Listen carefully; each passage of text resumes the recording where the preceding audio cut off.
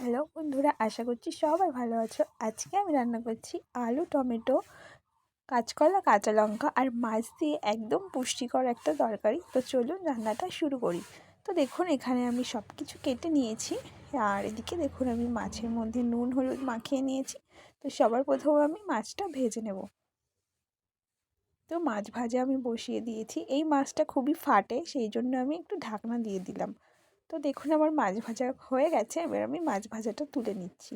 তো এবার আমি আলু আর কাঁচকলাটা একটু ভেজে নেব। আর এটা আমি তেল ছাড়াই ভাজবো। দেখুন, আমি এখানে অল্প একটু তেল দিয়েছি।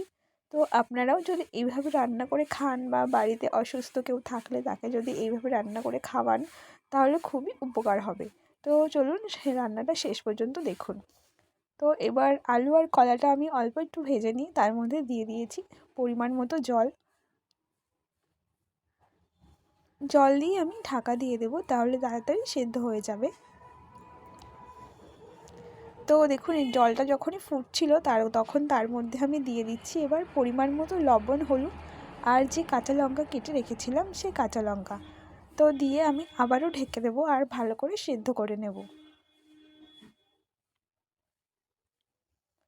তো দেখুন বন্ধুরা, এবার আমি এর মধ্যে দিয়ে দিচ্ছি মাছটা দিয়ে আরও কিছুক্ষণ ফুটিয়ে নেব।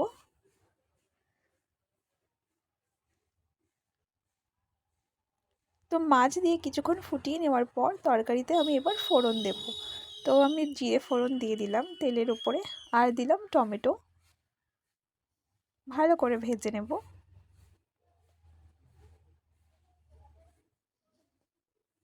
তো ভালো করে ভাজা হয়ে গেছে। এবার আমি তরকারিটা এর মধ্যে ঢেলে দেব।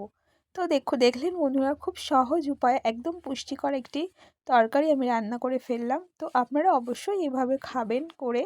আর বাড়িতে যারা অসুস্থ কেউ আছে যারা তেল মশলা খায় না বা কম খায়, তাদেরকে আপনারা এইভাবে রান্না করে খাওয়াবেন। আর এটা হলো কুলেখাড়া শাক। তো এই কুলেখাড়া শাক খাওয়া খুবই উপকার। তো এটা আমি তরকারির মধ্যে এবার দিয়ে দিচ্ছি নামানোর কিছুক্ষণ আগে। তো আমার তরকারি পুরো কমপ্লিট হয়ে গেছে। এবার আমি এটা নামিয়ে নিচ্ছি। তো দেখুন, আমি এটা নামিয়ে নিয়েছি। আর রেসিপিটা কেমন লাগলো আপনারা অবশ্যই কমেন্টে জানাবেন। ভালো লাগলে লাইক কমেন্ট করবেন। তো আজকের মতো এ পর্যন্তই। দেখা হচ্ছে অন্য কোনো ভিডিও নিয়ে। ততক্ষণে সবাই ভালো থাকবেন, সুস্থ থাকবেন।